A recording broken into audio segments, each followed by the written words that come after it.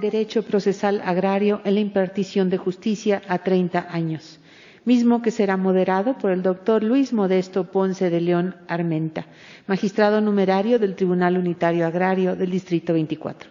Permítanme presentarles, gracias, sí, un aplauso para él. Gracias. Permítanme compartirles una semblanza del doctor Ponce de León Armenta. Egresado de la Universidad Nacional Autónoma de México, en donde obtuvo el grado de doctor en Derecho con mención honorífica, desempeña el cargo de magistrado de los tribunales agrarios, rector honorario del Instituto Internacional del Derecho y del Estado, Asociación Civil, director honorario de la revista Escenarios, conferencista, ponente y maestro visitante en varias universidades de México y otros países. Es autor de 142 publicaciones, 19 libros, 108 artículos y 42 reseñas. Destacan entre sus libros el Derecho Procesal Agrario, Metodología del Derecho, la Nueva Jurisprudencia Agraria Sistematizada y el Compendio de Legislación Comentada del Poder Judicial Federal. Es autor del Modelo Transuniversal del Derecho y del Estado, que promueve el tránsito del Estado de ley injusta al universal de derecho, obra que se publica en Editorial Porrúa. Autor de varios proyectos de posgrado en Derecho, entre los cuales están funcionando con los planes y programas en diversas universidades del país. También es autor de algunos proyectos legislativos, entre los que destaca el proyecto de reformas del artículo 27 constitucional y de la legislación agraria para la creación de los tribunales agrarios. Ha desempeñado los cargos de secretario general de acuerdos, fundador del Tribunal Superior Agrario, director del Centro de Estudio de Justicia Agraria del Tribunal Superior Agrario y coordinador general de enlace institucional del Tribunal Superior Agrario. Ha participado como ponente representante de México en varios congresos y eventos académicos internacionales y nacionales, entre los cuales figuran el Congreso Internacional e Iberoamericano de Derecho Agrario, realizado en Zaragoza, España, en septiembre de 1992, y el Cuarto Congreso Nacional de Derecho Agrario, realizado en marzo de 1997 en Málaga, España. Cedo la palabra al doctor Luis Modesto Ponce de León Armenta, magistrado numerario del Tribunal Unitario Agrario, Distrito 24. Muchas gracias. Gratamente acompañado en este panel, damos inicio a este tercer panel con el tema de Derecho Procesal Agrario. Es un verdadero placer compartir con todas y todos ustedes este 30º aniversario de nuestros tribunales. Y con ese placer y con ese gusto iniciamos a manera de introducción con el concepto de derecho procesal agrario como el sistema de normas jurídicas, principios y valores que regulan la función jurisdiccional del Estado, sus órganos, la competencia de estos órganos, la actividad del juzgador y las partes en la sustanciación del proceso, con la finalidad de lograr la cosa juzgada a través de la constante impartición de justicia y seguridad jurídica para la armonía del campo. Como ustedes pueden apreciar, en este concepto se quedan plasmadas los 3 elementos fundamentales de todo derecho procesal, y en el que obviamente participa el derecho procesal agrario. ¿Cuáles son estos 3 grandes elementos? Bueno, la jurisdicción agraria, las acciones agrarias y el proceso agrario. Sobre la jurisdicción agraria, pues ustedes saben que a partir de 1992 hubo un cambio sustancial. En materia procesal dimos un paso trascendente en materia agraria, con la creación de los tribunales agrarios. y dimos un paso muy significativo porque antes la jurisdicción agraria estaba encomendada al presidente de la República, obviamente con los apoyos correspondientes de la Secretaría de la Reforma Agraria y el Cuerpo Consultivo Agrario. ¿Por qué señalo que dimos un paso muy importante? Porque nuestros tribunales agrarios tienen características muy especiales que más adelante las señalaremos. Desde luego que en materia sustantiva sí hubo un gran retroceso, ya lo señalaba el magistrado Veloz Bañuelos a través de la magistrada Carmen Laura en este seminario internacional. ¿Por qué hubo retrocesos en materia sustantiva?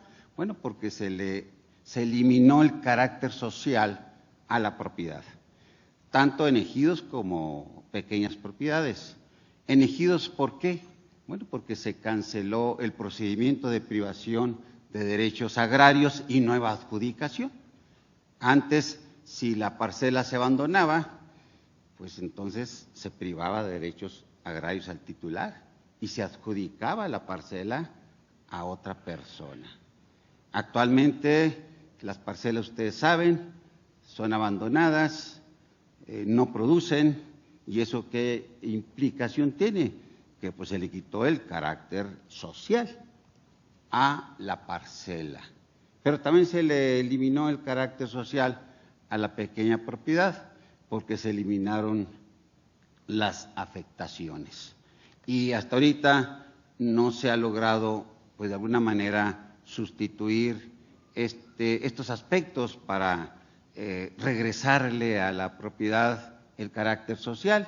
¿Y qué quiere decir eso del carácter social? Bueno, pues que la tierra es precisamente para producir, para la producción, no para que esté abandonada.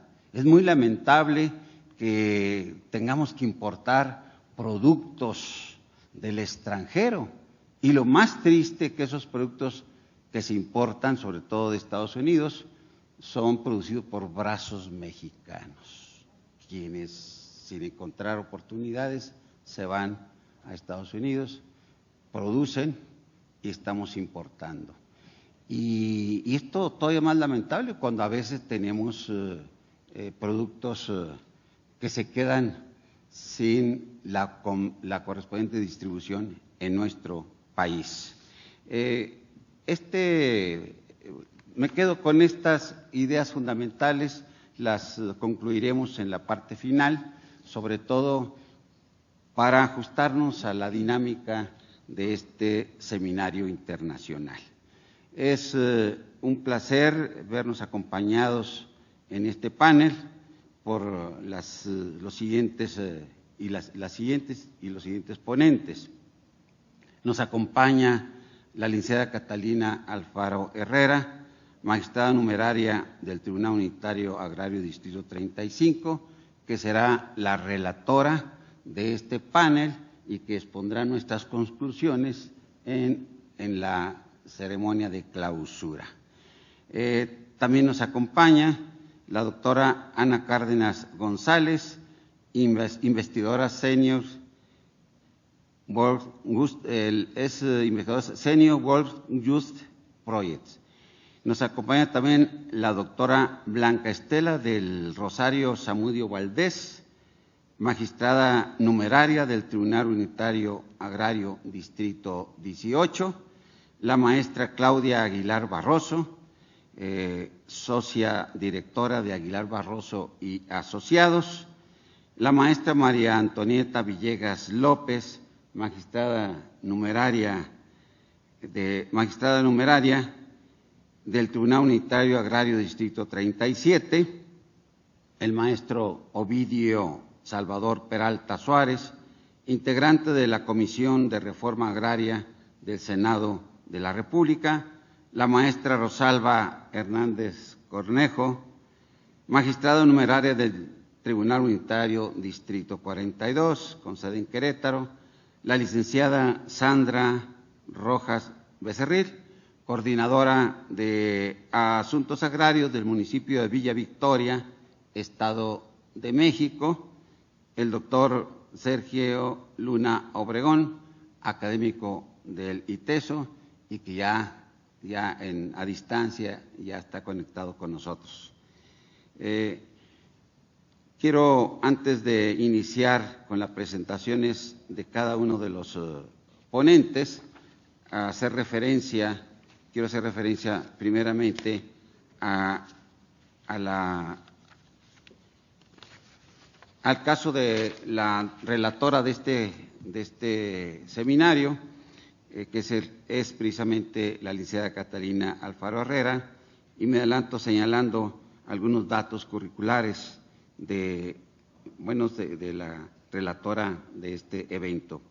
La licenciada Catalina Alfaro es licenciada en Derecho por la Universidad Nacional Autónoma de México, cuenta con maestría en Derecho con Historia y Amparo de la Universidad Autónoma de Tlaxcala. Ha sido secretaria de Acuerdos del Distrito 21, con sede en Oaxaca, secretaria de Estudio y Cuenta de los Tribunales Unitarios Agrarios de los distritos 23, 24, 32, 33 y 43, jefe de la Unidad de Asuntos Jurídicos del TUA 4 en Tapachula, Chiapas, jefe de la Unidad de Registro y Seguimiento y Archivo del TUA 4, jefe de la Unidad Administrativa del TUA 7, con sede en Durango, y desde luego actualmente magistrada del Tribunal Unitario Agrario Distrito 35 en Ciudad Obregón, Sonora.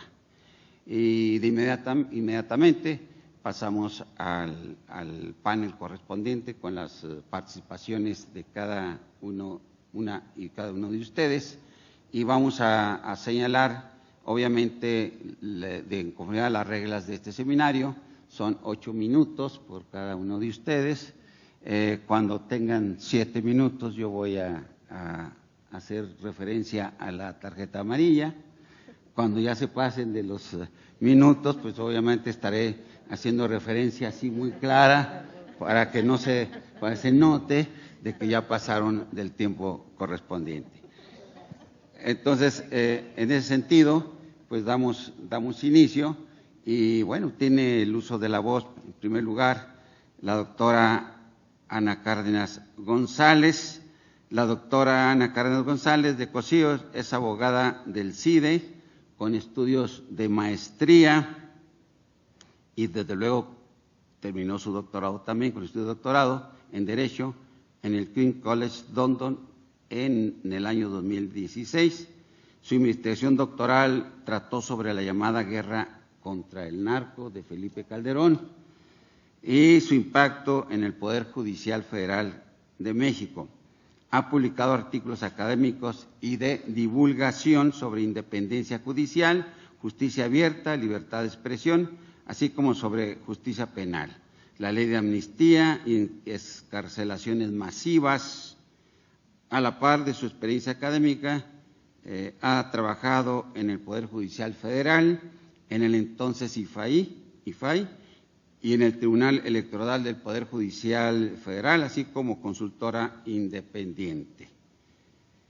Tiene el uso de la voz. Muchísimas gracias por la invitación y muchas gracias por la atención también.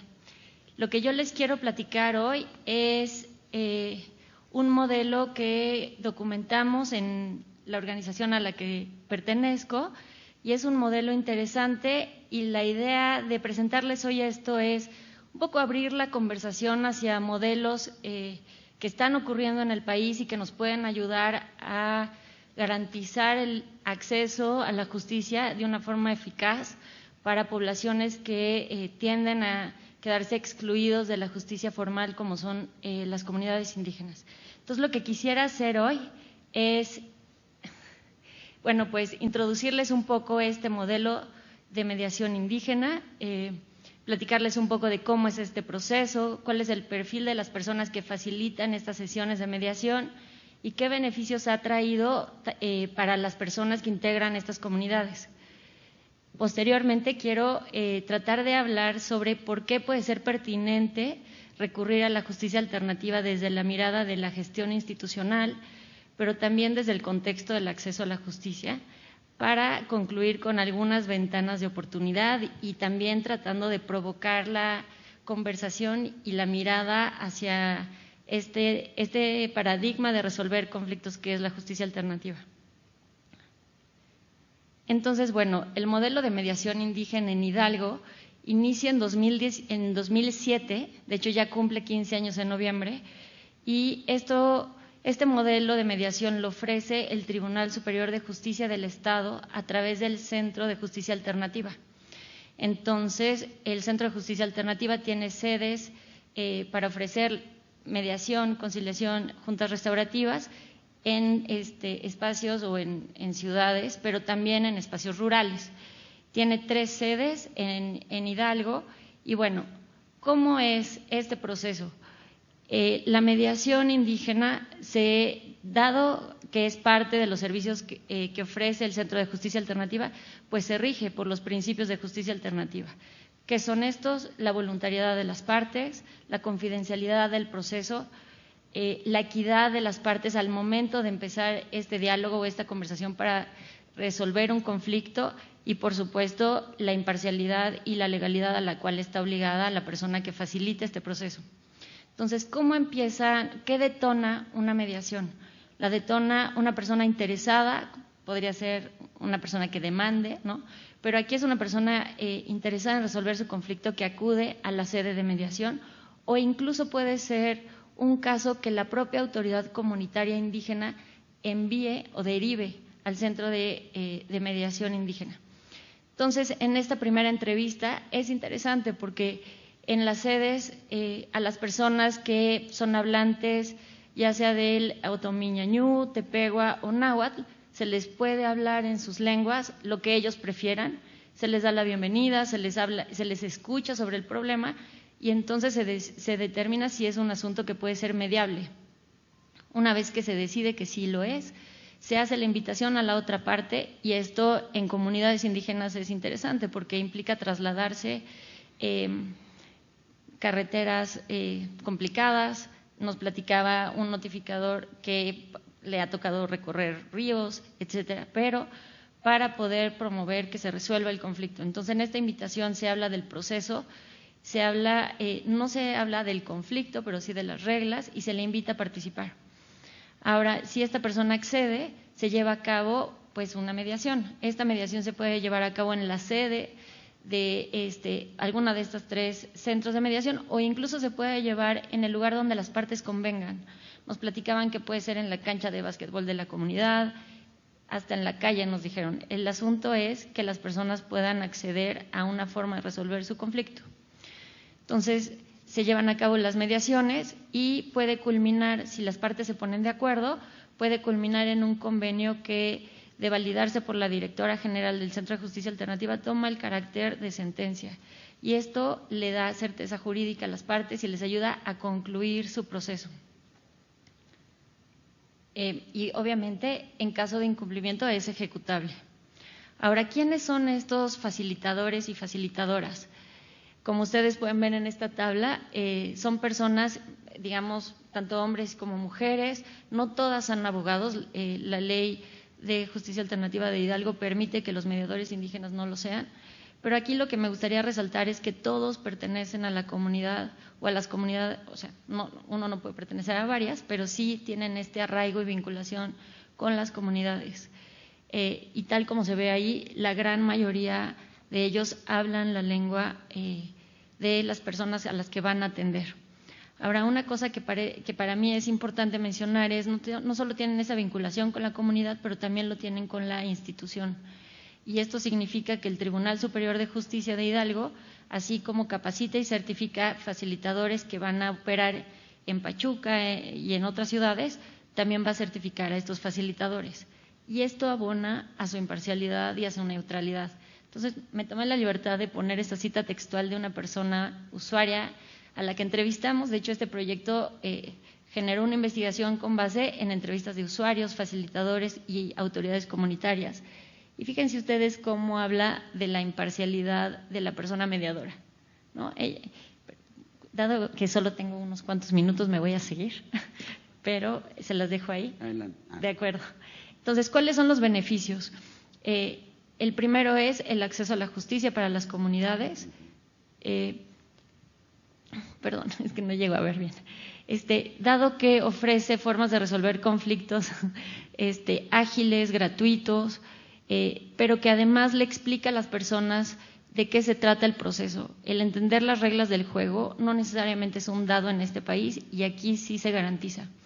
Y esto significa que las personas son tratadas con respeto, les inspira confianza porque es en su propia lengua, pero además tienen una incidencia directa en su forma de explicar su necesidad y de llegar a un acuerdo, de forma que se respete esta participación directa, esta voz. Otro beneficio tiene que ver con la aceptación institucional y comunitaria de la que ya hablábamos. Además que hay algo interesante, los mecanismos alternativos te permiten proteger los tejidos familiares o proteger los tejidos comunitarios al mismo tiempo de resolver el conflicto. Otro beneficio es que es un modelo efectivo. Del 100% de mediaciones que se llevan a cabo, en el 85.5% se llega a un convenio. Ahora, ¿por qué esto es pertinente para la justicia agraria? Fíjense ustedes, esta es una comparación que hicimos tomando en cuenta datos de la justicia penal, y discúlpenme que hable de la justicia penal, pero hay datos y nos permite hacer la comparación. Fíjense ustedes el costo que significa una carpeta de investigación en sede ministerial frente a lo que cuesta una carpeta de investigación que se atiende en un centro de justicia alternativa, ¿no? La proporción es 1:4.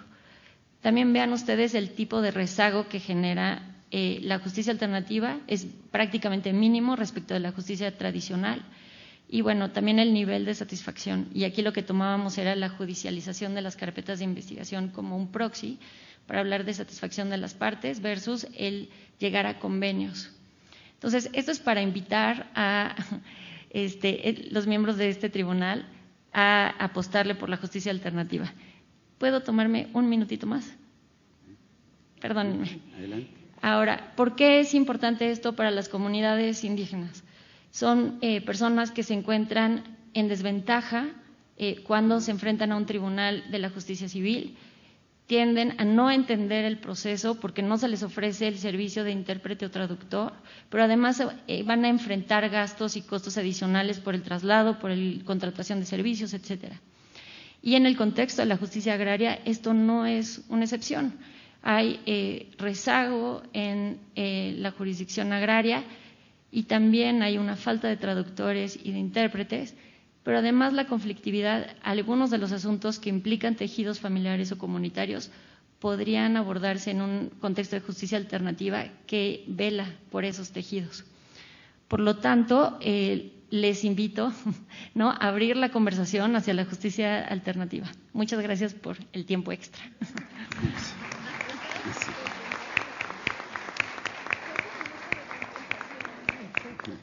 A usted muchas gracias. Tengo el gusto de presentar ahora a la doctora Blanca Estela del Rosario Zamudio Valdés, magistrada numeraria del Tribunal Unitario Agrario Distrito 18. Inició su actividad laboral en el año de 1990 en el Sistema Nacional para el Desarrollo Integral de la Familia. Se integró al Tribunal Superior de Justicia del entonces Distrito Federal, desempeñando diversas actividades. A partir del 4 de agosto del 2014 fue designada jueza sexta de proceso oral familiar y por elección de 60 votos y 79 magistradas y magistrados que integran el Pleno del Tribunal Superior de Justicia de la Ciudad de México, fue designada como consejera de la Judicatura de la Ciudad de México. El 10 de diciembre del 20 fue designada por el Senado de la República como magistrada unitaria agraria, propuesta por el presidente de la República por acuerdo del Pleno del Tribunal Superior a partir del 1 de enero del 2021. Fue adscrita al Distrito 18 con sede en Cuernavaca. Adelante, magistrada. Muchas gracias, doctor. Muy buenas tardes a todas y a todos. Agradezco la invitación de poder estar aquí platicando con todas y todos ustedes. Me sumo a la celebración de los 30 años de la creación de los tribunales agrarios y me comprometo a seguir trabajando en beneficio de las y los justiciables para lograr que la justicia agraria sea pronta y expedita. Quiero empezar a platicar con ustedes con una frase del sociólogo Alvin Toffler. Los analfabetas del siglo XXI no serán aquellos que no sepan leer ni escribir, sino aquellos que no sepan aprender, desaprender y reaprender. Y se preguntarán por qué esa frase en este momento. Nos encontramos en el siglo XXI. Hemos caminado 30 años de la justicia agraria, lo que conlleva a visibilizar los cambios que se deben realizar y que esto implica un cambio en la forma de trabajar, los procedimientos que se tienen en los tribunales unitarios agrarios. Si bien es cierto que la ley agraria desde su creación hace referencia a los juicios de carácter oral, también es cierto que han pasado 30 años en donde ha habido cambios significativos y que debemos de estar abiertas y abiertos a que esos cambios se puedan adaptar a las necesidades de las y los justiciables que acuden a los tribunales agrarios y que estamos hablando que son las personas en mayor grado de vulnerabilidad del país. Ustedes escucharán algunas cuestiones que también ya fueron abordadas por la ministra Yasmín, pero que formaban parte de la presentación y que, para obviar un poquito de tiempo, lo adelantaré. El cambio que se realizó en el año del 2008 en nuestra Carta Magna fue motivado para que los procedimientos tengan mayor prontitud y que se resuelvan los juicios en una forma rápida, pronta y con total transparencia, en donde las y los justiciables conozcan el rostro de la persona que está conociendo del asunto y que dictará la sentencia, la cual deberá de dictarse en forma inmediata al desahogo de las pruebas, si la naturaleza del juicio lo permite, y en la cual se realizará una explicación de los puntos resolutivos con un lenguaje sencillo y claro.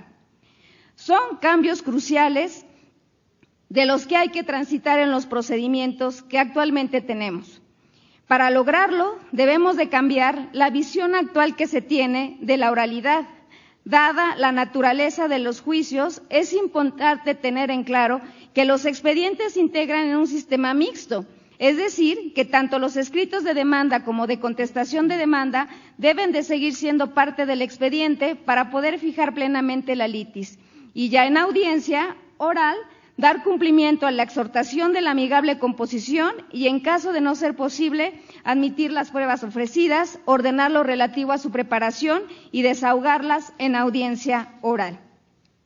Cabe destacar que uno de los cambios más importantes del procedimiento oral es que la sentencia es pronunciada en forma inmediata al desahogo de las pruebas por la o el impartidor de justicia, es decir, que su sentir está plenamente plasmado y, como ya se ha señalado, se explicará la decisión con lenguaje sencillo y claro y no como se trabaja actualmente, y que es con la elaboración de un proyecto de sentencia que es realizado por la o el secretario de Estudio y Cuenta.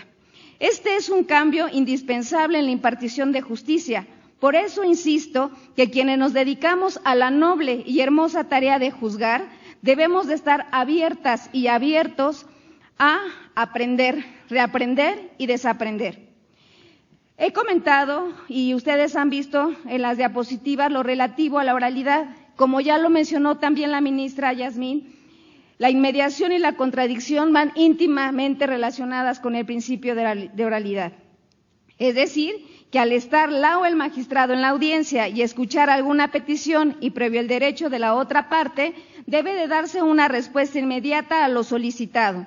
Los principios del juicio oral están totalmente relacionados, siendo indispensable su existencia en la celebración de la audiencia. Quiero resaltar que para poder dar cumplimiento totalmente a la oralidad es muy importante el apoyo de los medios tecnológicos, pues si bien se está recibiendo en forma directa el desahogo de las pruebas, para el caso de que exista medio de impugnación a la sentencia dictada, debe de enviarse el archivo electrónico en el cual fue guardada la audiencia. En la actualidad queda plasmado en el acta de audiencia las respuestas dadas tanto a las posiciones como a las preguntas realizadas a las y a los testigos, así como a las y a los peritos. Constancias que al enviarse integradas en el expediente forma parte de una actuación judicial plasmada en un papel, la cual es fría e insensible, siendo importante que cuando se envía una grabación, la misma lleva las reacciones, gestos, ademanes y la forma en cómo se fueron dando las respuestas, siendo una gran oportunidad de la autoridad revisora de observar las mismas actitudes que en la primera instancia fue recibida y la determinación que se tome en el medio de impugnación sea viendo a las personas involucradas en el expediente y no un acta de audiencia, quedando únicamente constancia en el expediente de una acta mínima en donde se hace mención de lo que se desarrolló en la audiencia sin que existan transcripciones de las declaraciones. Y la oralidad también nos va a permitir que los procedimientos se resuelvan en los plazos y términos que la propia ley agraria establece y quitar prácticas que se han venido dando de que las y los justiciables tengan que esperar un año o más para que se dicte la sentencia, la cual, reitero, debe de realizarse en la audiencia de desahogo de pruebas y dictado de sentencia. No me resta más que invitarles a todas y a todos a que trabajemos en beneficio de la justicia agraria, que es el momento oportuno de reflexionar los cambios que se pueden dar en nuestro actuar, ser empáticas y empáticos con las personas que acuden a los tribunales a la solución de sus problemas y que deben de resolverse en un juicio en forma pronta, con la total transparencia, rectitud y honestidad. Termino con la frase siguiente de Sócrates: el secreto del cambio es enfocar toda tu energía, no en la lucha contra lo viejo, sino en la construcción de lo nuevo. Es ahora el momento de construir una nueva justicia agraria. Muchas gracias a todas y todos. A usted, magistrada, muchas gracias. Ya compensó el minuto, ¿Ya? Pero fácil, ¿eh? Bien, continuamos con el desarrollo de este panel. Invitamos ahora a la maestra Claudia Aguilar Barroso. La maestra Claudia Aguilar es abogada de la Escuela Libre de Derecho con más de 20 años de experiencia en el litigio constitucional, profesora titular del curso de Derecho Procesal Constitucional en la Escuela Libre de Derecho y del curso de Derecho Internacional Público en el Instituto Tecnológico Autónomo de México, el ITAM. Es vocal de la Junta Directiva de la Escuela Libre de Derecho y miembro de la Barra Mexicana, Colegio de Abogados AC, desde 2003. Maestra en Derecho Procesal Constitucional por la Universidad Panamericana, de enero de 2005 a 2006. Especialista por la Universidad de Pisa, por el curso de alta formación de Justicia Constitucional y Tutela Jurisdiccional de los Derechos Humanos, de enero de 2014. Entre sus áreas de especialización destacan las materias de competencia económica, telecomunicaciones, radiodifusión, tributaria y minera. Asimismo, es abogada de empresas participantes en el sector de hidrocarburos y de alimentos y bebidas. Tiene el uso de la voz. Muchísimas gracias. Muy buenas tardes a todas y a todos. En primer lugar, quiero agradecer la invitación que me extendió la magistrada Maribel para estar con ustedes el día de hoy en estos eventos en conmemoración de 30 años de justicia agraria, y para mí la verdad es que es un privilegio compartir el panel con tan destacadas y destacados panelistas, sobre todo por su área de especialización, que como verán, bueno, pues la mía no es precisamente el derecho agrario, pero sí tiene que ver justamente con los derechos humanos y con el litigio constitucional, con esa perspectiva de atención particularmente a los grupos en situación de vulnerabilidad. Algo que me llamó la atención y que quiero hacer un énfasis en este momento, aunque me lleve unos minutos de mi participación, porque los quiero felicitar por la manera en que se organizó, digamos, se organizaron los paneles y los ejes temáticos, e incluso desde la invitación, el que se hiciera este llamado a que va a haber una visión de alguna manera holística.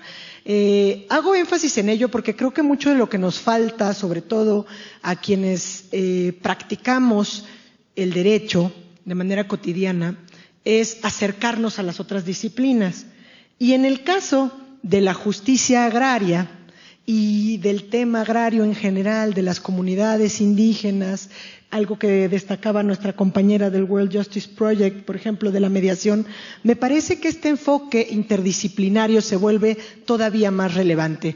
Entonces, en ese sentido, de verdad quiero felicitarles por el planteamiento, digamos, tan actual desde la perspectiva y que creo que sin duda pues marcará los rumbos que tomen pues ahora sí que la justicia agraria en nuestro país con estos 30 años. 30 años, mucho de lo que se ha dicho, tanto por la ministra Yasmín Esquivel Moza como por quien modera este panel, pues tienen que ver con esta reconfiguración de las controversias agrarias. Tienen que ver con este significado de la aplicación de un modelo de justicia agraria en el que deja de ser la Presidencia de la República la máxima autoridad agraria, precisamente para pensar en estos órganos jurisdiccionales con esta autonomía plena para dictar sus fallos. Pero sobre todo significa, digamos, reconocer a nivel constitucional que los ejidos y las comunidades son verdaderos propietarios de sus tierras, que están provistos en ese sentido de atribuciones para delimitar, para destinar y asignar los derechos, pero también para adoptar, digamos, de alguna manera el dominio pleno de las propias parcelas ejidales. Y esto de alguna manera parece que se dice de manera mucho más fácil, pero justamente a la luz, digamos, de no nada más lo que nos une hoy por hoy, que son estos 30 años, sino de la reforma en materia de derechos humanos de 2011, y si a ello le sumamos la reforma en materia de paridad en todo de 2019, estamos hablando de este entramado que nos lleva justamente a acercarnos a la justicia desde una nueva perspectiva. Y por eso el que se hagan estos paneles con unos planteamientos específicos, donde incluso a quienes participamos, pues se nos hace un planteamiento a la luz de interrogantes para tratar de dar ciertas preguntas y dejar para la relatoría posterior la manera en que vamos a dar respuesta entre todos, es importante porque 30 años, pues de alguna manera lo decían desde la inauguración, parecen por lo menos un tiempo suficiente para sentarnos a analizar aquello, cómo ha venido funcionando y poder tener sobre la mesa pues aquellas cuestiones que podemos actualizar. No me voy a detener en el tema de cuál es la importancia de los principios procesales en el juicio agrario, precisamente porque, bueno, pues la ministra fue bastante exhaustiva en la manera en que abordó la cuestión de los principios, pero solamente destacaría que, pues sin estos principios simple y sencillamente no es posible llevar a buen puerto la justicia agraria, porque son estos principios precisamente los que nos ayudan a garantizar la certeza y la seguridad jurídica sobre la tenencia de la tierra rural en nuestro país, ¿no? Y en ese sentido, pues sin duda los tribunales agrarios han trabajado para acrecentar esta confianza hacia los justiciables. Quisiera sin duda tratar de dar un poco de respuesta, porque a partir de ahí vienen las oportunidades, a cuáles son, digamos, algunos obstáculos con los que se ha enfrentado la oralidad en la justicia agraria y no meramente en la enunciación del principio, pero es algo que tiene que ver o que de alguna manera se toca por lo que han dicho quienes me precedieron en el uso de la palabra, porque quizá el principal obstáculo ha sido la falta de oralidad en la enseñanza misma del derecho en México, ¿no? Ya hemos hablado donde esto no era tan lejano, y no es nada más hablar de la reforma del sistema penal acusatorio o la reforma laboral o estas cuestiones que ya dejaron sobre la mesa quienes han estado antes, pero también en la enseñanza del derecho. Y por eso vuelvo al planteamiento de la invitación y la organización de estos interesantes paneles, ¿no? Esta visión holística y que es un mensaje incluso también a las instituciones de educación y formación de abogadas y abogados en este país. Porque justamente muchos abogados y abogadas no estamos acostumbrados o no están acostumbrados a argumentar verbalmente, pero mucho menos a recibir o a rebatir, digamos, las posturas de la contraparte, ¿no? Y obviamente, pues no podemos dejar de lado que otro problema que se ha dado para la oralidad, quizá no desde la perspectiva de la impartición de justicia, sino más bien desde la perspectiva de quienes se acercan a los tribunales, es la falta de especialización en la materia. Existen, lamentablemente, todavía hoy en día quizá pocos abogados que, digamos, de manera exclusiva atiendan esta materia. La mayoría de los abogados y abogadas que de alguna manera desahogan estas audiencias orales en materia agraria, como ven otro tipo de materias, en ocasiones confunden o mezclan reglas procesales. Entonces, esto es algo que vale la pena también siempre tener presente, porque pues, también nos ayuda con estas otras problemáticas de las grandes, digamos, proyectos de infraestructura que afectan tenencias de la tierra de manera destacada, ¿no? Y bueno, Si quizá otra cuestión que podemos atender en el minuto o minuto y medio que me debe quedar es qué propuestas se tienen para una mejor impartición de justicia agraria, digamos, en el ámbito del proceso. Y aquí me gustaría, por eso, vincularlo con lo que dijeron las dos que me precedieron en el uso de la voz, y tiene que ver precisamente con la incorporación de los medios electrónicos en el desahogo de ciertas actividades a los tribunales agrarios, ¿no? Ya existe específicamente, por ejemplo, el Acuerdo General 14/2021, que ya autoriza el uso de medios electrónicos en actividades como el desahogo de la audiencia de ley por videoconferencia, la realización de notificaciones, etcétera. Y entonces esto creo que ayuda, que obviamente, bueno, pues el COVID nos ayudó en muchas materias, ni modo, nos dio un impulso que no estábamos a lo mejor listos para tomar, pero que sin duda esto va a mejorar y que quizá vale la pena también en este momento revisar esta propuesta que está planteada desde el 25 de marzo de 2021 por la senadora Xóchitl Gálvez ante el Senado de la República, esta iniciativa que propone reformar y adicionar algunas disposiciones de la Ley Agraria y de la Ley Orgánica de los propios tribunales, precisamente con el propósito de incorporar el modelo de juicio agrario en línea. Creo que estos son como puntos que podemos tener muy a la mano, que nos permiten a 30 años de distancia, una vez que está claro este significado y resignificado, ya se me acabó el tiempo, este significado y resignificado para participar, en la justicia agraria, pero justamente lo único que yo diría para cerrar es que la justicia agraria debe seguir siempre respetuosa de los derechos humanos, debe seguir siendo rápida para poder atender con prontitud y de manera eficaz para poder rendir cuenta a la sociedad y sobre todo a estos grupos que más lo necesitan. Muchísimas gracias por su atención.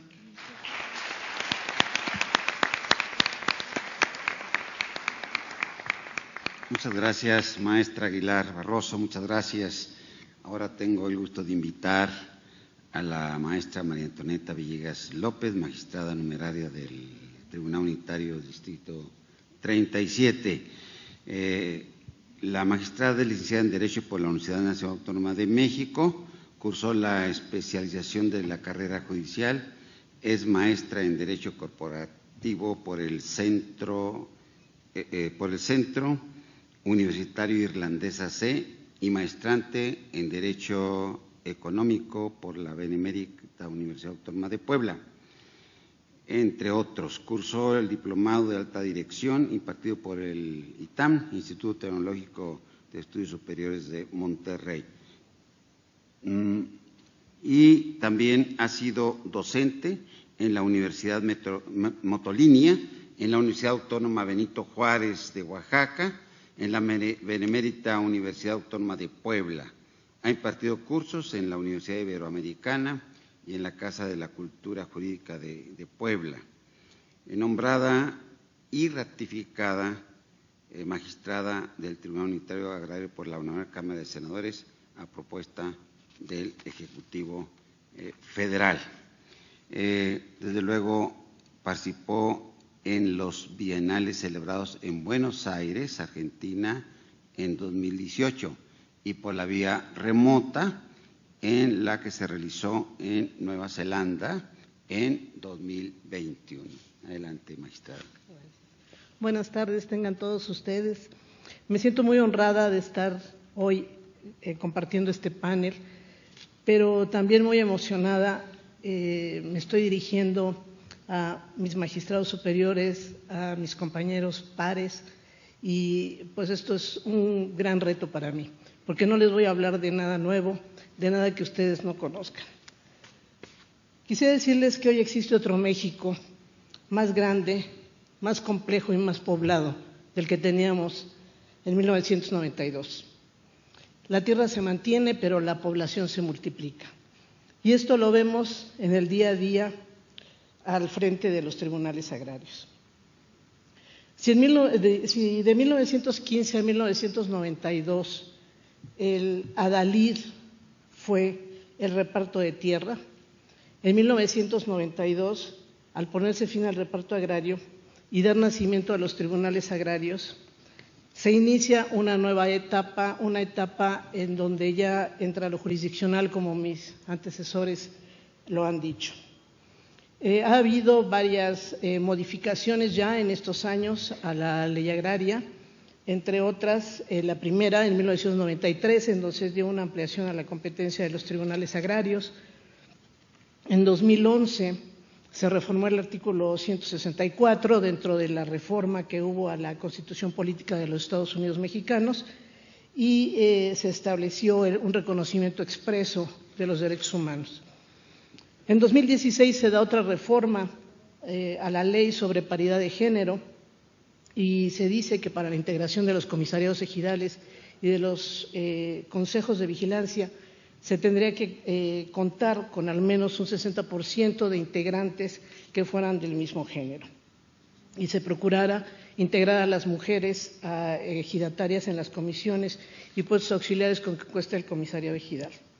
Y la última reforma fue en 2022, en donde únicamente haciendo uso del lenguaje inclusivo, y digo únicamente, pero en realidad fue muy importante, se estableció que los ejidatarios podrían suceder en sus derechos no solo a sus hijos, sino a sus hijas, y esto resulta muy importante en materia agraria porque todos sabemos que para los comisariados, para los ejidatarios, las mujeres no existen. La herencia se transmite de padres a hijos varones y por eso es que hay tan pocas mujeres ejidatarias en nuestro país. Esto solamente como un recordatorio de cómo ha venido transformándose nuestra ley. Los diferentes ejes, como ya decíamos, fue el reparto agrario durante la etapa de la reforma agraria y en la ley agraria fue la oralidad y la sumariedad del procedimiento. Y aquí quisiera centrarme en contestar la pregunta de qué obstáculo ha tenido la oralidad dentro de nuestros procedimientos. Creo que el principal obstáculo que hemos tenido es que los juicios han aumentado considerablemente. Los tribunales fueron planeados para atender hasta 500 asuntos, por eso el número de integrantes de cada tribunal. Y sin embargo, ahora tenemos tribunales con más de 1.600 asuntos. Eso impide que podamos llevar a cabo la oralidad en los términos que se requiere, puesto que no da tiempo para poder de manera oral desahogar todo el juicio. Y no es que no lo desahoguemos de manera oral, sino que tenemos las agendas de audiencias muy alejadas en las fechas que se dan para la continuación de los procedimientos. Esto aunado a todas las prerrogativas que tienen, que se dan para los justiciables, pero que en realidad las toman los litigantes para diferir audiencias, hace que los juicios agrarios, lejos de estar dentro de la sumariedad, se vuelvan juicios largos y tortuosos. Creo que una forma de poder resolver este problema, aparte de la que ya actualmente está implementando nuestra magistrada presidenta, de redistritar algunos tribunales, creo que también es importante cambiar, como bien lo decía la magistrada Zamudio, cambiar la forma en que estamos impartiendo justicia. Yo no estoy en contra de la oralidad, ni quiero que se quite la oralidad. Lo que quiero es que la parte inicial, como es la presentación de demanda, la contestación, en su caso la reconvención y contestación a la reconvención, se hagan por vía de ventanilla y que seamos nosotros a través de los escritos que podamos tener integrada la litis en principio y en segundo lugar podamos tener ya hechos los apercibimientos a los litigantes a efecto de que no haya más diferimientos de audiencias. Citemos a la audiencia para iniciar, sí con la ratificación de estos escritos, pero de manera sucinta, pero principalmente para escuchar a los realmente interesados, porque lo que se viene haciendo es que es por voz del propio abogado que ratifica la demanda. Y lo que hace el abogado es ponerse a leer su demanda, lucirse ante sus representados con el único objeto de hacerles sentir que en verdad está al frente de su asunto. Pero cuando el abogado tiene otro compromiso o piensa que debe diferir la audiencia, la difiere porque argumenta que las partes no comparecen porque tienen un problema médico. Esto creo que a todos nos ha tocado ver que las partes están fuera del recinto del tribunal, no están bajo ninguna circunstancia médica, pero no ingresan al tribunal con el objeto de que se difiera la audiencia. Entonces creo que este esquema Teniendo ya la demanda y la reconvención y las contestaciones, ambas en su caso, presentadas, podría agilizar el procedimiento. Una vez ratificados, pasaríamos a la fijación de la litis. Nos permitía escuchar de manera directa a las partes, puesto que los abogados lo que tenían que decir ya lo dijeron por la vía escrita, y estar de manera oral en la conciliación y en el desahogo de pruebas, que a mi modo de ver son las partes más importantes que tiene nuestro procedimiento. Creo que esto nos permitiría agilizar. También, si se me permite, y todavía tengo tiempo, quisiera proponer el cambio de estructura también de la conformación de los tribunales.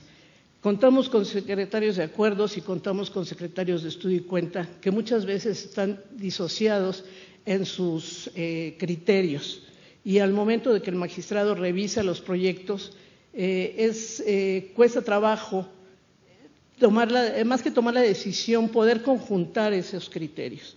Mientras que si tenemos secretarios de mesa, el secretario de mesa se puede hacer cargo del procedimiento desde su inicio y hasta su conclusión, incluyendo con el dictado del proyecto de sentencia. Y será con una sola persona con quien el magistrado tenga que estar tratando, argumentando y dirigiendo, y no con el criterio de dos personas que inciden en el mismo procedimiento, pero con criterios diferentes. Veo que mi tiempo ha terminado. Ya solo quiero decirles que los tribunales agrarios en esta última etapa han avanzado en la cuestión de la justicia digital. Iniciamos con el programa de citas. Posteriormente, el Pleno tuvo a bien dictar los acuerdos 3 y 14, que norman las notificaciones no personales por vía de correo electrónico, y que las videoaudiencias han sido un gran acierto para agilizar la justicia, para en estos tiempos de pandemia poder acercarnos a los justiciables, pero todavía nos falta, creo yo, que se regule, que se norme respecto a poder desahogar algunas pruebas mediante este mecanismo de videoaudiencia. Les agradezco mucho su atención.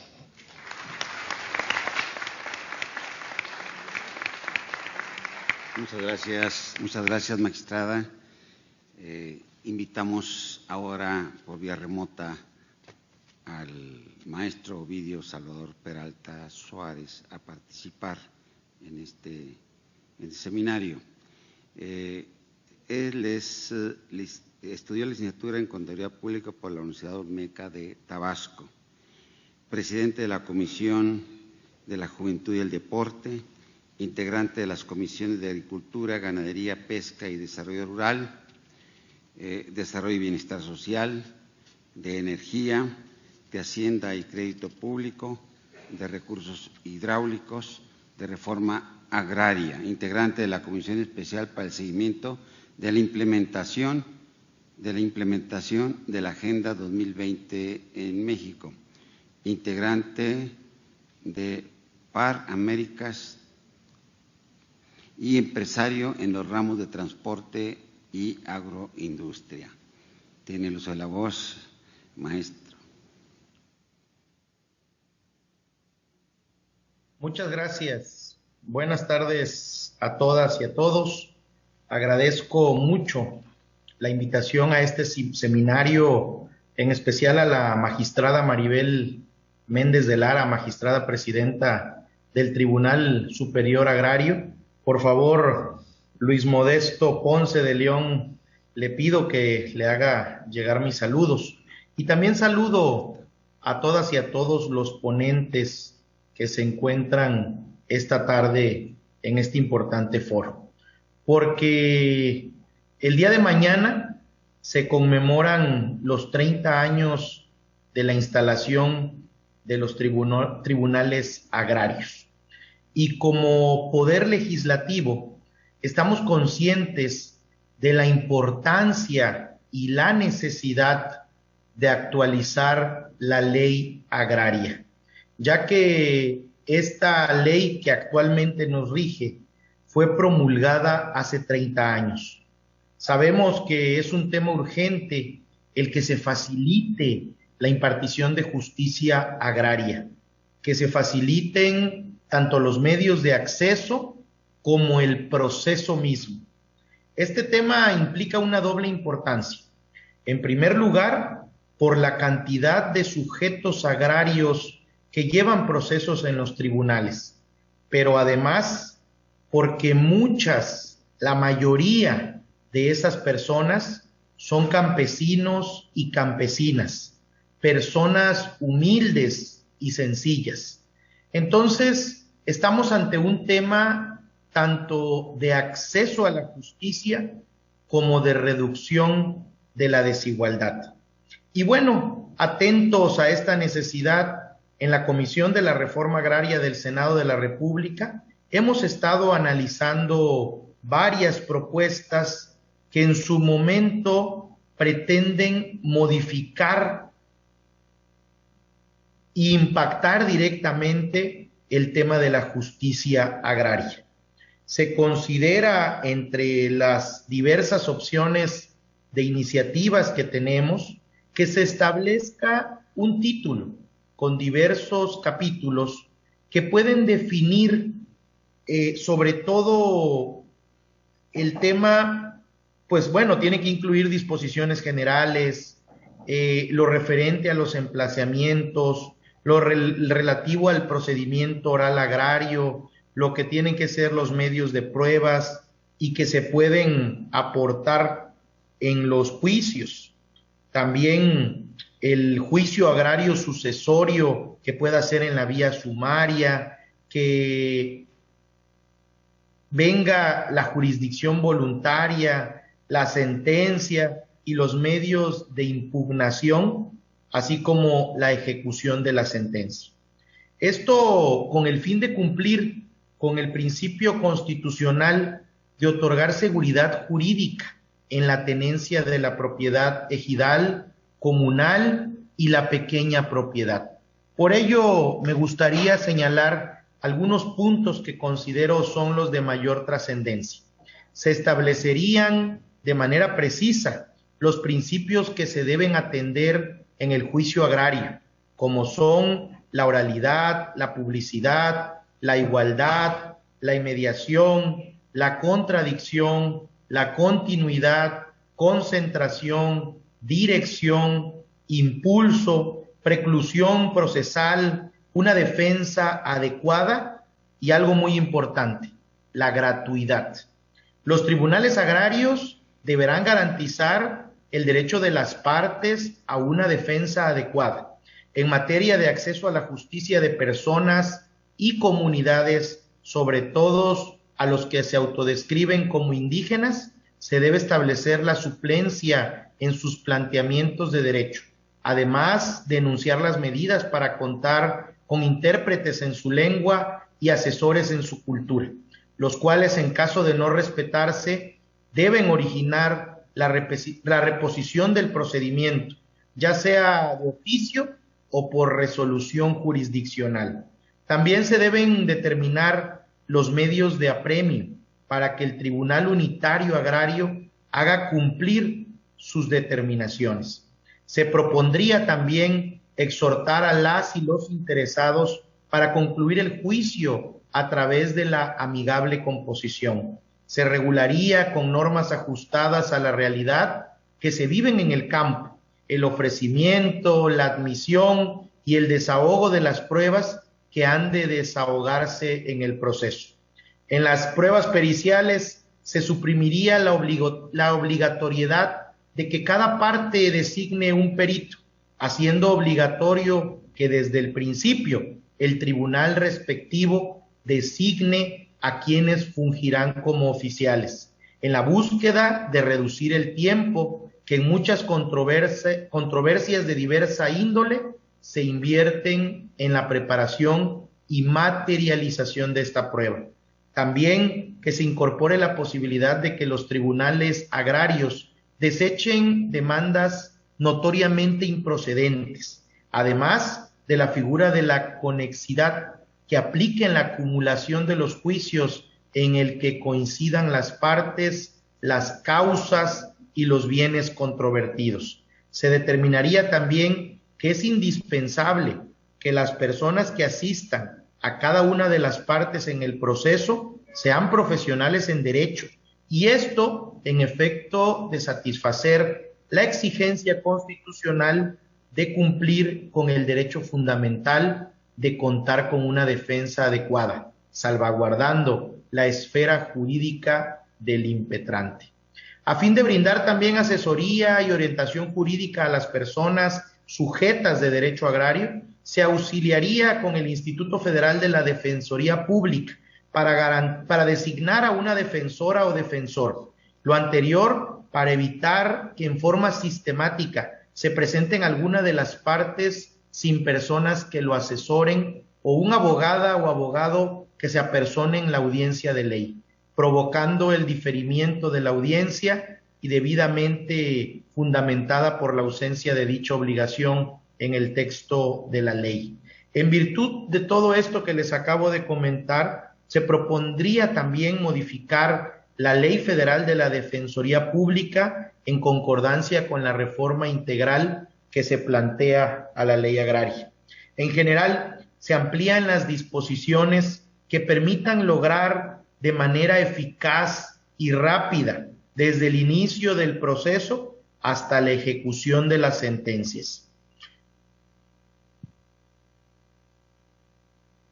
Con estas propuestas, consideramos que se respondería a las necesidades actuales de los sujetos agrarios, pero no en abstracto, sino en lo concreto, pensando en cada persona, en quienes requieren una atención urgente y prioritaria. Además de este tema, también necesitamos elevar a que la principal toma de decisiones de los ejidos sea su asamblea ejidal, que puedan tener una mejor manera de integrarse. Y el tema de la sucesión para los ejidos, que pueda ser algo que no afecte a quienes son sujetos de derechos. También el que se pueda tener acceso a los derechos como ejidatarios a quienes son posesionarios de los derechos agrarios. Esto en gran medida es lo que nosotros planteamos para que se pueda llevar a cabo una transformación de la justicia agraria. Todavía estamos en trámites, estamos discutiendo al interior de la Comisión de la Reforma Agraria, pero sabemos y conocemos que es una necesidad y que lo que nosotros planteemos tiene que ser algo que se refleje en la realidad de los diversos sujetos agrarios que hay a lo largo y lo ancho de nuestro país, tomando en cuenta que al día de hoy más del 50% del territorio nacional son ejidos que los conforman. Muchas gracias.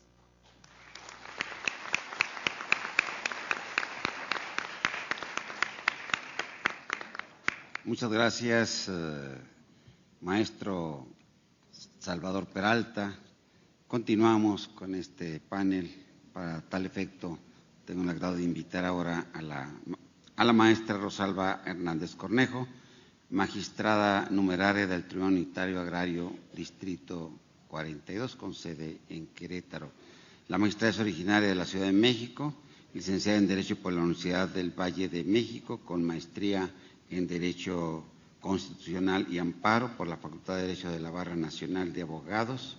Cuenta con diplomado en Amparo Agrario por el Instituto Mexicano del Amparo Asociación Civil, así como diversos cursos y seminarios por la Universidad Iberoamericana, la Universidad La Salle y la Universidad Panamericana. En su trayectoria profesional ha ocupado diversos cargos en la Administración Pública Federal. En la Secretaría de Desarrollo Agrario, Territorial y Urbano fue directora general adjunta de Expropiaciones. En la Secretaría de la Reforma Agraria, directora de Expropiaciones, y ha participado como instructora en cursos de capacitación para el procedimiento expropiatorio en la Secretaría de la Reforma Agraria. Se ha desempeñado como ponente en cursos taller para la Semarnat. En el año 2012 obtuvo el segundo lugar en el Premio Nacional de Administración Pública y en abril de 2017 la maestra Rosalba Hernández Cornejo fue nombrada magistrada numeraria unitaria. desempeñándose actualmente, como ya lo señalé, en el distrito número 42, con sede en Querétaro. Adelante, magistrada. Muchas gracias. Buenas tardes a todos y a todas. Es un placer estar aquí con todos ustedes compartiendo esta mesa con su venia magistrada presidenta. El tema que yo les voy a comentar se llama las reglas del allanamiento en la demanda en el proceso agrario. Y empecemos por definir lo que es el allanamiento. El allanamiento es el acto de conformarse, de avenirse, de acceder a algo y en el proceso jurisdiccional es conformarse con la demanda.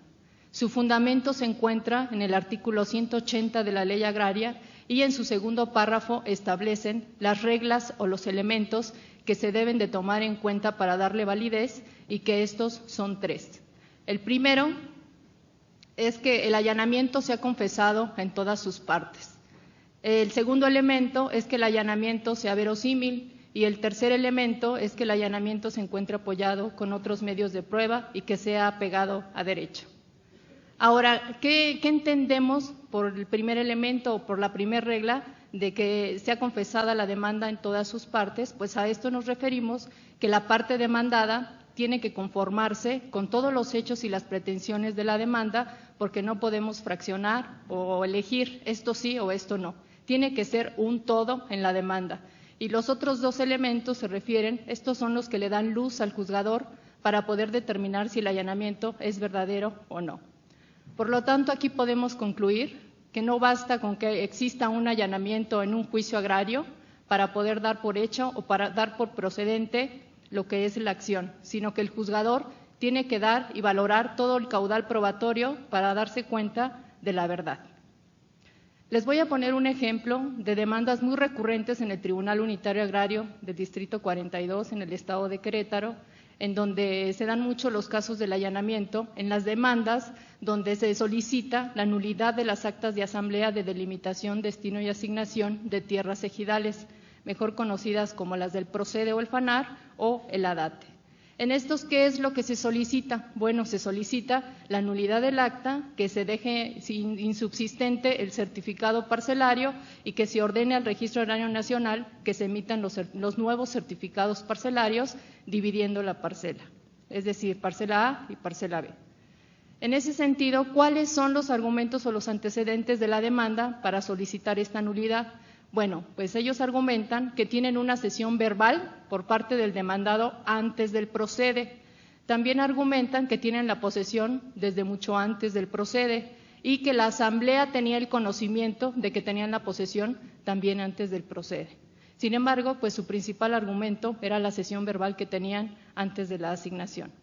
En ese sentido, nosotros entramos a los elementos, a analizar la totalidad de los elementos de la acción y empezamos que el primer elemento que se tiene que cumplir en esta acción de nulidad pues es que existe el ADATE y que se haya asignado la parcela a la parte demandada.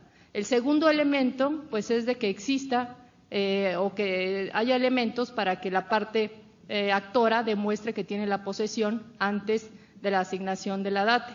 Y el tercer elemento pues es que cuando se haya emitido el ADATE se haya hecho en contravención a la ley agraria. En ese sentido, pues vemos que el primer elemento sí se acredita. ¿Por qué? Pues porque efectivamente está el certificado parcelario, está la constancia de vigencia de derechos y está copia certificada del acta de delimitación en la cual fue asignada legalmente la parcela a la parte demandada. El segundo y tercer elemento pues no se acreditan. ¿Por qué? ¿Cuáles fueron los argumentos del tribunal para llegar a esta determinación? Pues que una sesión verbal no le hace o no le da para una posesión legal a la parte actora, en razón de que cuando se emitió esa sesión verbal, pues todavía no se llevaba a cabo el acta de delimitación, por lo tanto esa parcela no estaba asignada a persona alguna y por lo tanto la sesión pues no era válida. También pues no hay otros argumentos de prueba que se puedan concatenar para poder definir que la procedencia de la acción. ¿Por qué? Porque muchas veces en esta parte se allanan, como les decía, en todas estas demandas que se presentaron en Querétaro, se allanaban a estas prestaciones tanto el ejido como la parte codemandada, que era el titular de la parcela. Entonces, pues se allanaban y se desistían de algunos medios de prueba que se habían presentado desde la demanda, como son las confesionales y las testimoniales. Por lo tanto, pues nada más nos restaba analizar el allanamiento y el allanamiento, como les comentaba, la primera regla se cumplía. ¿Por qué? Pues porque fue confesada la demanda por parte del ejido y por parte de la demandada desde la audiencia de ley. Sin embargo, los otros dos elementos pues no cumplieron con el artículo 180. Por lo tanto, declaramos improcedente la acción. Fueron varias demandas las que se presentaron, pero fueron muy recurrentes 5, las cuales venían igualitas, en las cuales pues se declaró que no era simplemente el allanamiento para poder declarar la procedencia de la acción. Se fueron al amparo. En el amparo, pues los tribunales colegiados del 20º Circuito confirmaron nuestro criterio y se constituyó jurisprudencia que fue publicada en el Diario Oficial de la Federación, en el Semanario Judicial de la Federación, el 13 de mayo del 2022. Asimismo, ya para finalizar, les quiero comentar que también hay diferentes criterios con este aspecto del allanamiento en diferentes tribunales agrarios, en los cuales también se denunció la contradicción de tesis ante el Tribunal Superior Agrario. Y bueno, resultaron 2 jurisprudencias, una que se publicó en el Semanario Judicial de la Federación y la otra del Tribunal Superior Agrario, que me gustaría compartírselas. Únicamente voy a leer lo que es el rubro, porque creo que ya estamos en tiempo, y es nulidad. La del Semanario Judicial de la Federación es nulidad de acta de asamblea de delimitación, destino y asignación de tierras ejidales. El allanamiento a la demanda del juicio agrario es insuficiente para declarar cuando ello tiene como consecuencia la división de una parcela jurídicamente delimitada. Y la jurisprudencia del Tribunal Superior Agrario es allanamiento de la demanda en materia agraria. Esta postura procesal, asumida por la demandada, no hace procedente la acción de manera incuestionable, ni obliga a pronunciar sentencia que ponga término al juicio de manera inmediata. Por lo tanto, existen estas 2 jurisprudencias que creo que ya hacen un criterio para poder determinar que no basta con el allanamiento para declarar en automático la procedencia de la acción y que los hace a todos los juzgadores obligatorias para poderlas tomar en cuenta. Muchísimas gracias.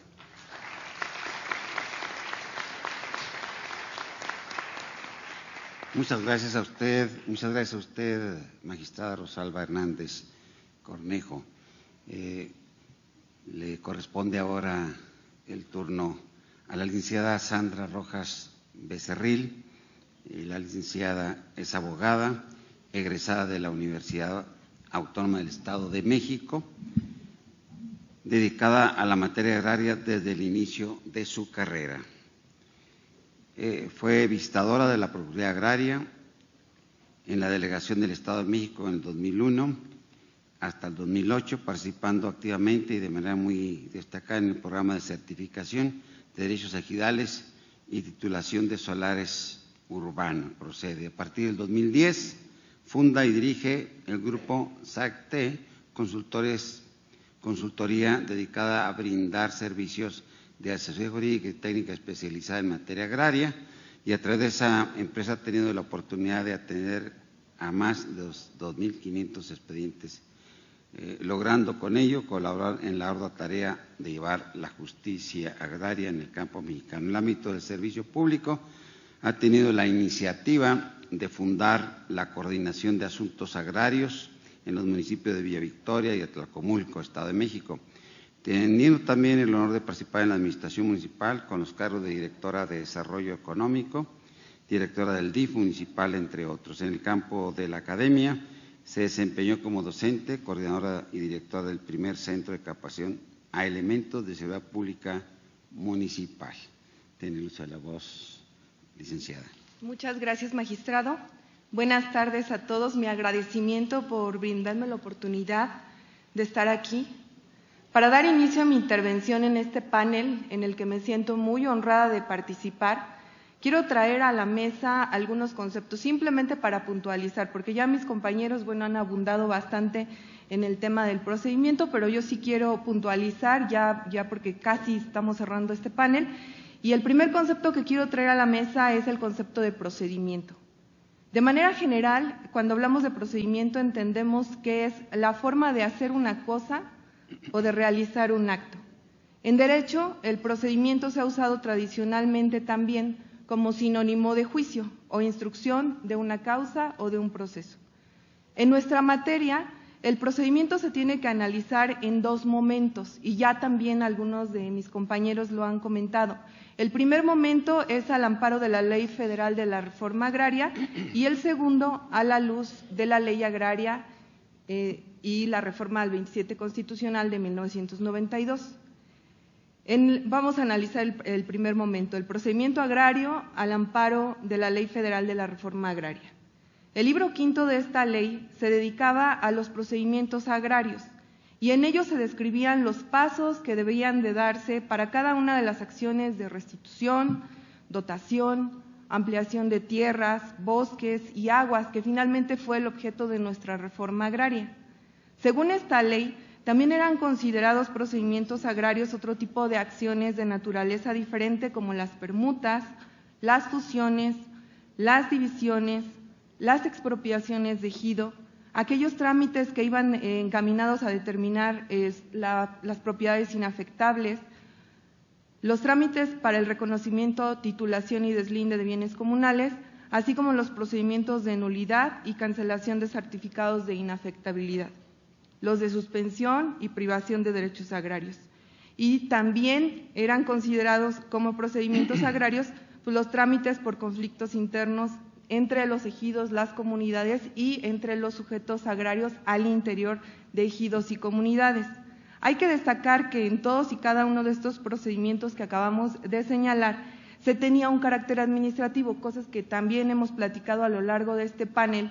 Era un proceso netamente administrativo y la máxima autoridad en aquel entonces, o a la luz de la ley de la reforma agraria, pues era el presidente de la República. Esto a pesar de que en muchos de estos procedimientos se desahogaban verdaderos procedimientos jurisdiccionales. Todo esto cambia con la Ley Agraria de 1992, obviamente con todas las reformas al artículo 27 Constitucional de 1992, y el concepto de procedimiento agrario da un giro radical. Con estas reformas se instituyen los tribunales agrarios. Hoy celebramos 30 años de eso y se conceptualiza de forma completamente distinta el procedimiento agrario.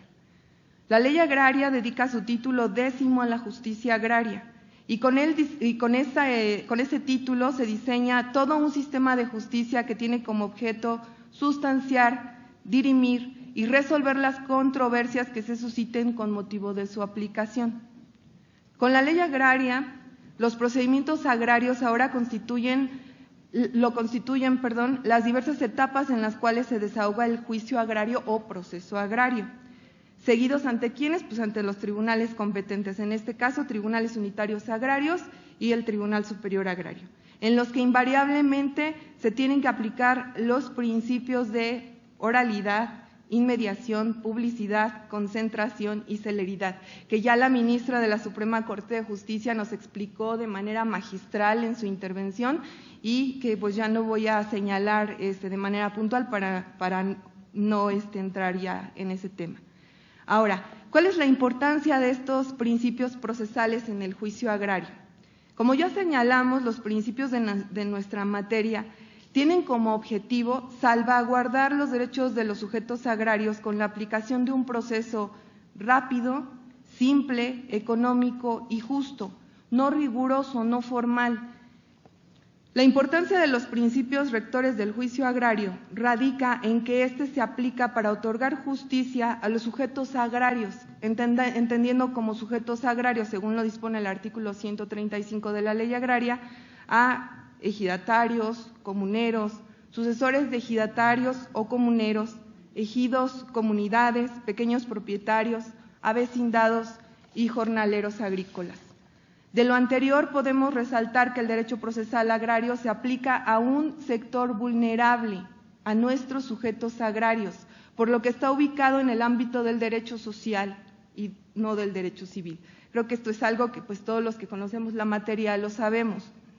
Al realizar un detenido estudio de este planteamiento, podemos concluir en la importancia de la codificación del proceso agrario, la cual se encuentra debidamente justificada si logramos entender que al ser un derecho social con principios bien definidos, no podemos seguir aplicando supletoriamente una codificación creada para su aplicación a un derecho privado. Este es uno de los grandes retos que enfrentamos a 30 años de la creación de nuestros tribunales agrarios, en los cuales se han concentrado un cúmulo de experiencias que nos permitirían llevar a un buen puerto una propuesta como esta. La propuesta que pongo en la mesa, yo sé que no es nueva, ha sido apoyada por expertos en la materia, quienes incluso tienen estudios ya avanzados en el tema, y precisamente por esta razón quiero aprovechar este escenario para fijarla como una nueva meta para todos los que amamos esta materia y sabemos lo necesario y útil que sería un código de procedimientos agrarios. Muchas gracias.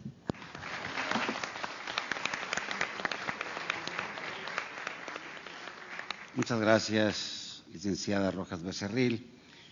Tengo el agrado ahora de invitar al doctor Sergio Luna Obregón para que nos brinde su ponencia en este seminario,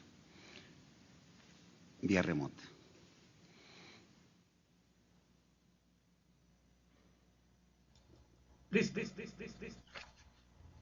Muchísimas gracias, obviamente, por la invitación y mi felicitación a la magistrada presidenta por este evento tan interesante.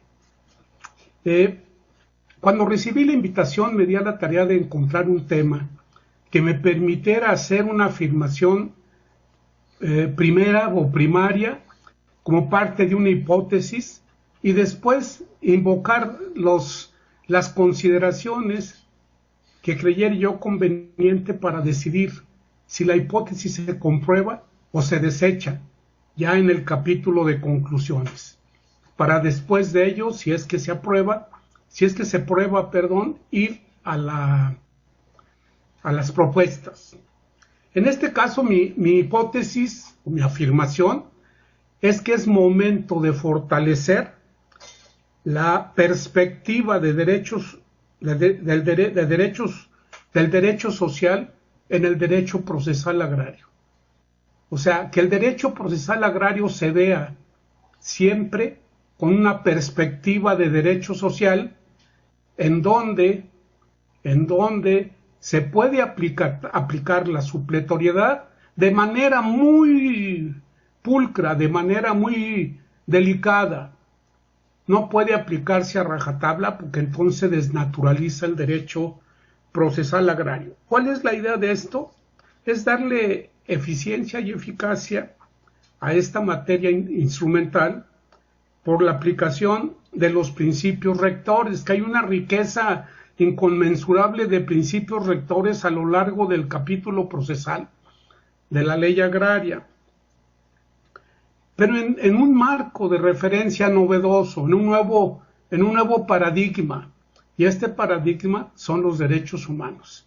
No es lo mismo un derecho procesal anterior a la reforma de 2011 que después de ella.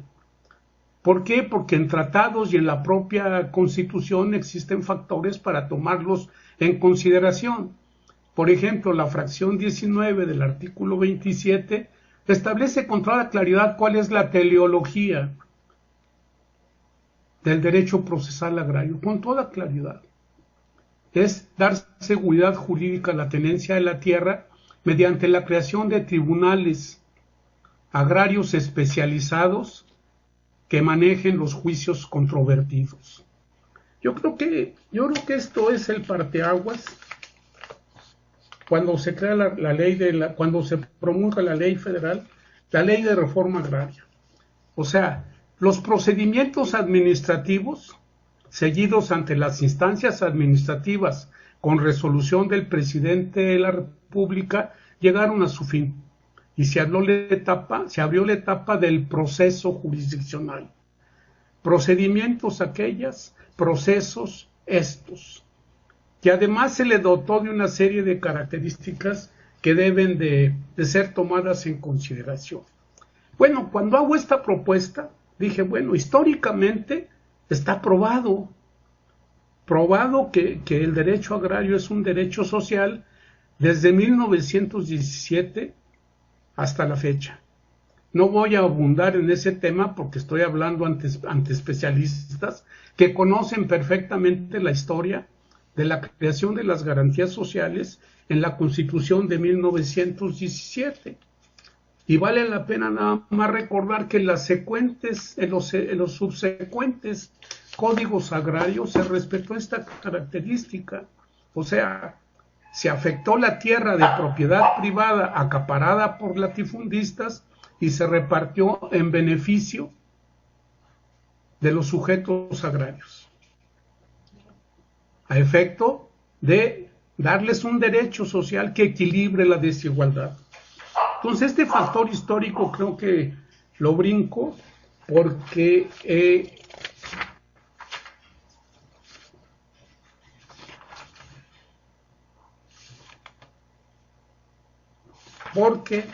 es más que evidente, es más que suficiente.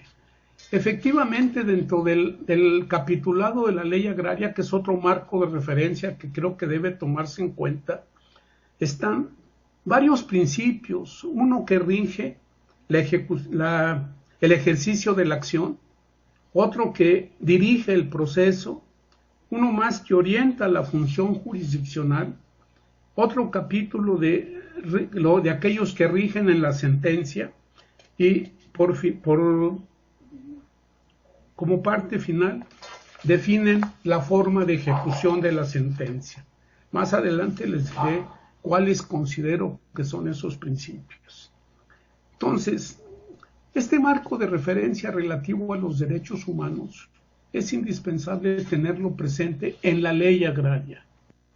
Dentro del título 10 de la ley agraria, a efecto de fortalecer esta, diría yo, mística, este nuevo paradigma jurídico que va a aterrizar en la ley agraria de manera muy interesante. Con este paradigma jurídico, recordemos que cambiaron varias cosas, o sea, ya no se reconocen los derechos, ya no se otorgan los derechos humanos, sino se reconocen de acuerdo a este artículo. Se hace perfectamente, por otro lado, la precisión de cuáles son los derechos fundamentales llamados humanos y cuáles son las garantías que tienden a proteger el cumplimiento de estos derechos humanos. Se establece también con toda claridad, sin lugar a duda, cuáles son los principios que aplican en esta nueva versión, y estamos hablando de los principios relativos a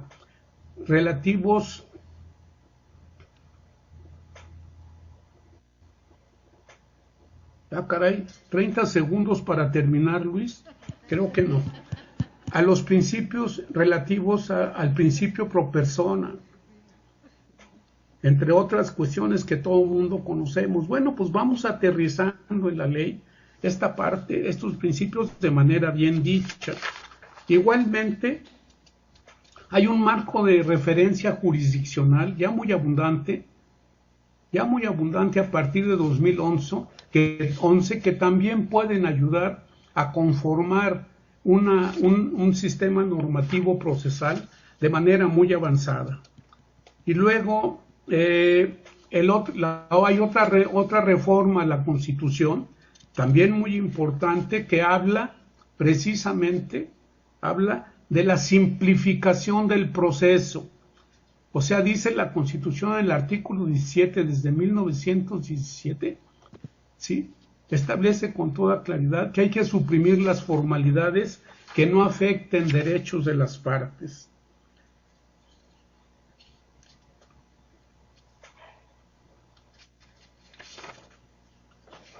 Les comento estos principios que se encuentran en la ley. Es, por ejemplo, el principio de defensa igual, que está en el artículo 179, el 163 que define lo que es el juicio, el 170 que habla de la petición de parte, el 179 de derecho de defensa, el 191 el tema de la integridad procesal, que hay que repensarlo muy bien, Y así una serie de principios que están perfectamente localizados en la ley, que nos permiten utilizarlos en el juicio sin mucha complicación.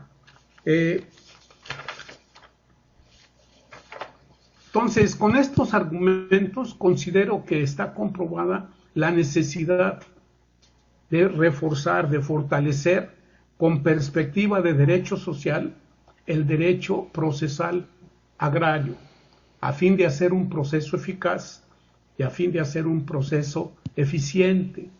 Pero en el marco de ¿qué? De los derechos humanos, de donde brinca un tema muy interesante, que es el tema de la tutela jurisdiccional efectiva, que no es cualquier cosa.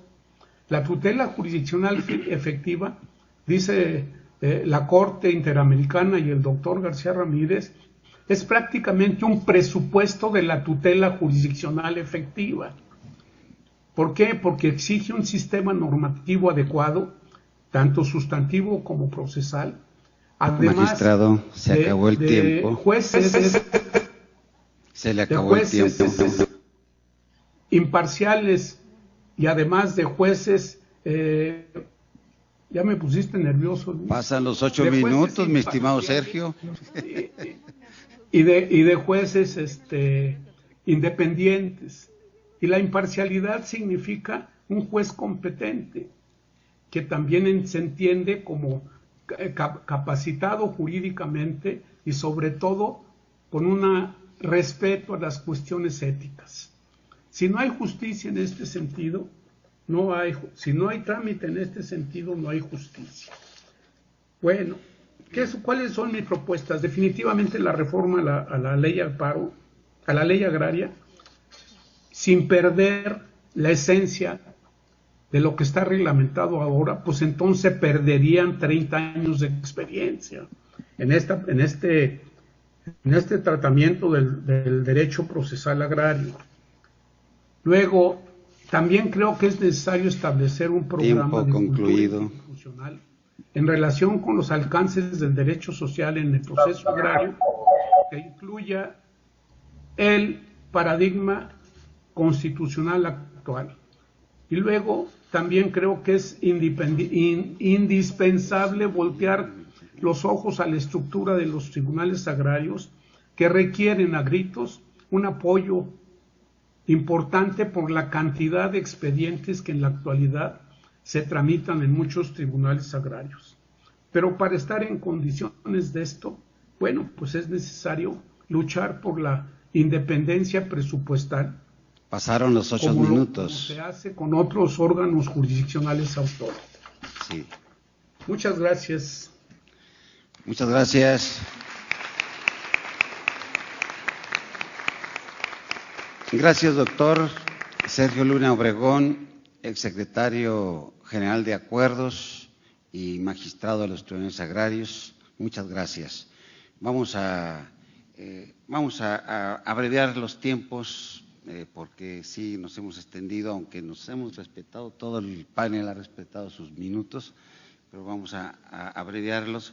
Queremos nada más destacar la gran importancia que tiene el derecho procesal agrario, por eso establecimos como punto de partida su concepto, porque envuelve a la jurisdicción agraria como primer elemento, a la acción segundo y al proceso tercero.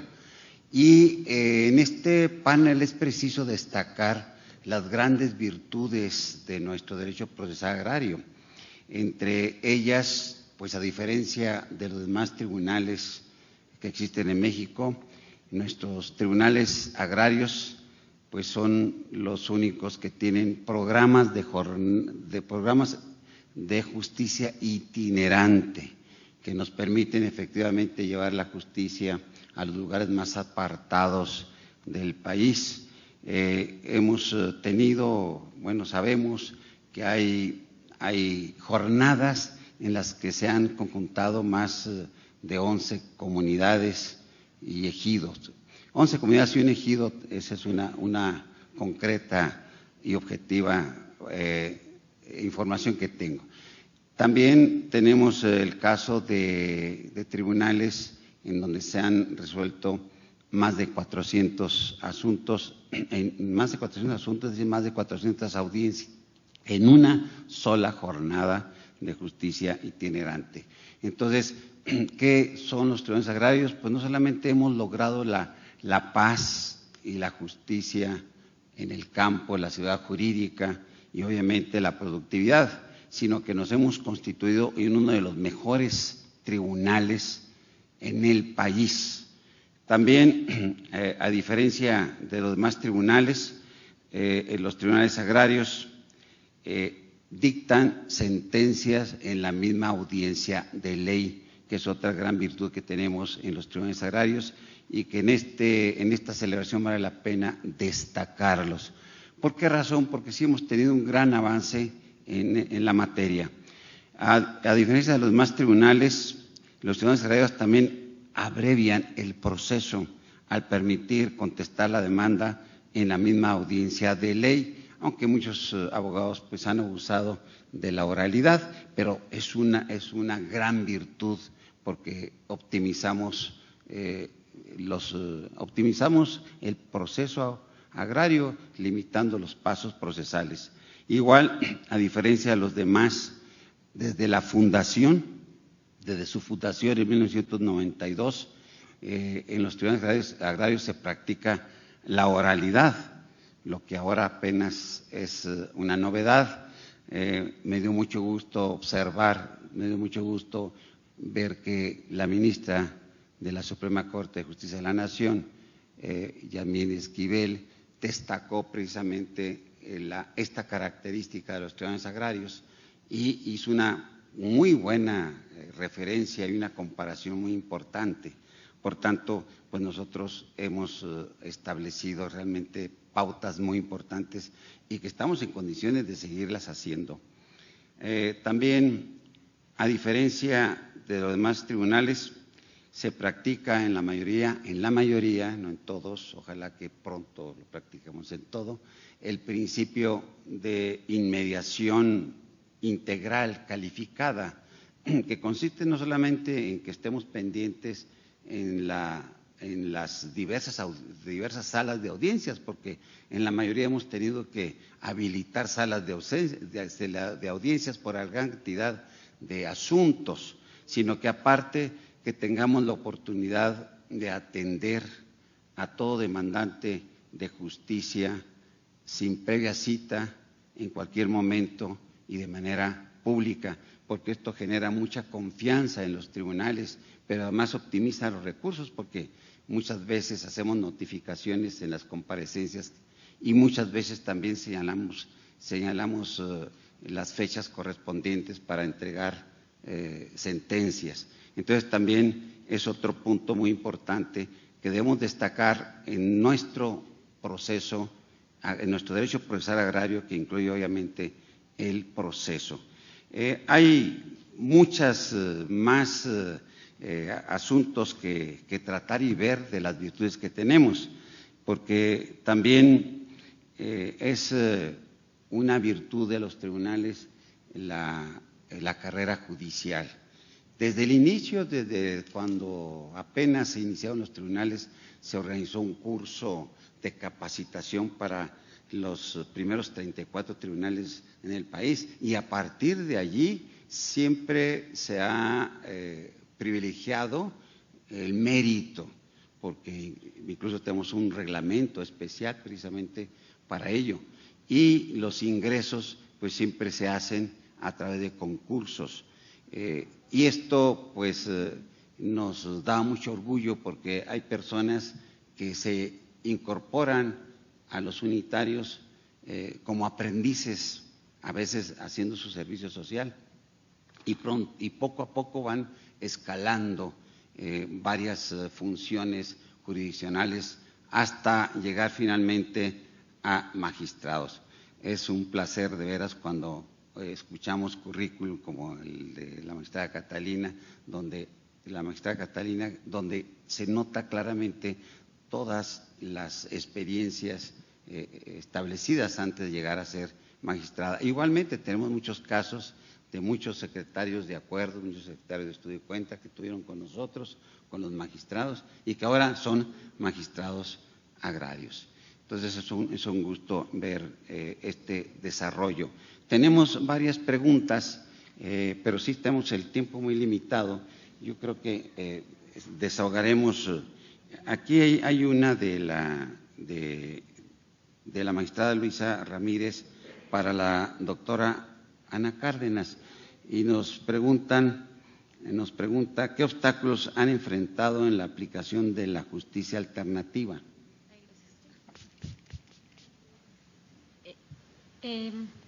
Pensando en obstáculos o resistencias, en Hidalgo, cuando hicimos el trabajo de campo, platicando con la directora general del Centro de Justicia Alternativa, nos platicaba que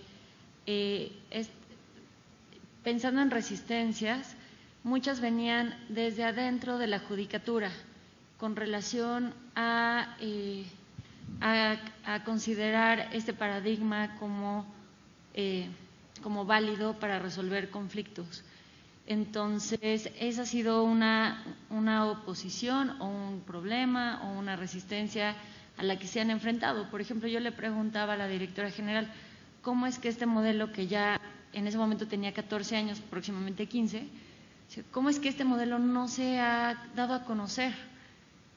Y ella me decía, riéndose un poco, porque hemos estado luchando para que no lo desaparezcan, ya no se diga para difundirlo. Entonces, esa ha sido una resistencia importante, pero al mismo tiempo, pues, con los resultados que han logrado y también con la aceptación de las comunidades.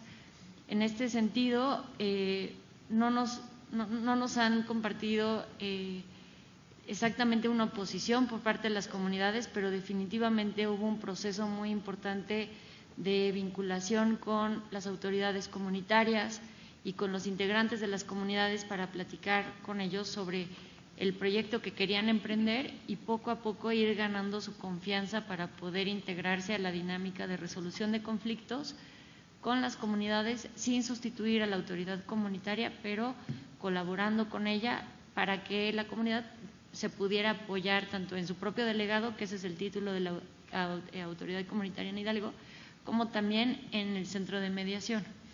Entonces, hablando de resistencias o de problemas, creo que esa sería la manera de abordar la pregunta. Espero haber sido clara. Gracias. Sí, muchas gracias. Pregunta José Antonio Delgado Gómez. Tratándose de sucesión testamentaria o intestamentaria, ¿es posible llevarse ante notario público? Sí.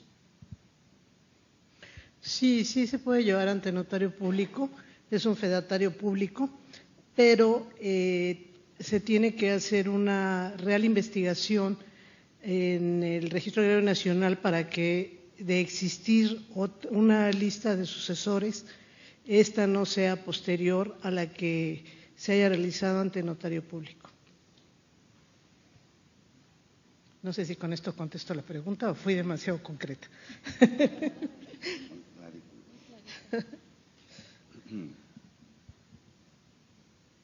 Aquí otra pregunta, a ver si es para la mesa. La pregunta Mónica Ferreira García. Dice, la justicia agraria contiene la conciliación de las partes, el hecho de que el tribunal local, a través de mediación, intervenga en nuestra materia, ¿no sería invasión de competencias? Y ¿cómo está la mesa? Si la pasa por ahí a la magistrada. Sí. Gracias. Considero que no, puesto que el artículo 17 constitucional es muy claro en el sentido de que se debe de privilegiar la solución de los conflictos a través de los medios alternativos de solución. Como consecuencia estamos hablando de mediación, conciliación, amigable composición y reitero, conforme a esta pregunta, considero que no. Aquí sería importante resaltar que ya hay algunas materias que trabajan la mediación aún dentro del procedimiento y lo único que se hace es suspender el procedimiento para que las partes acudan a la mediación y si en ese tiempo se puede lograr esa mediación, entonces vienen al tribunal y se eleva ese convenio a cosa juzgada. Entonces, reiterando la pregunta, considero que no se invaden competencias, al contrario, se auxilia a la solución de los conflictos. Espero también haber sido clara en la respuesta. Muchas gracias a Mónica Ferreira. Bien, muchísimas gracias. Pues ha sido un placer compartir en esta mesa con todas y todos ustedes este tema de derecho procesal agrario y obviamente compartir con quienes nos escuchan en redes sociales y medios de comunicación y quienes están aquí presentes de manera generosa participando y celebrando nuestro 30º aniversario. Muchas gracias. Con esto concluimos los trabajos de esta mesa. Muchas gracias.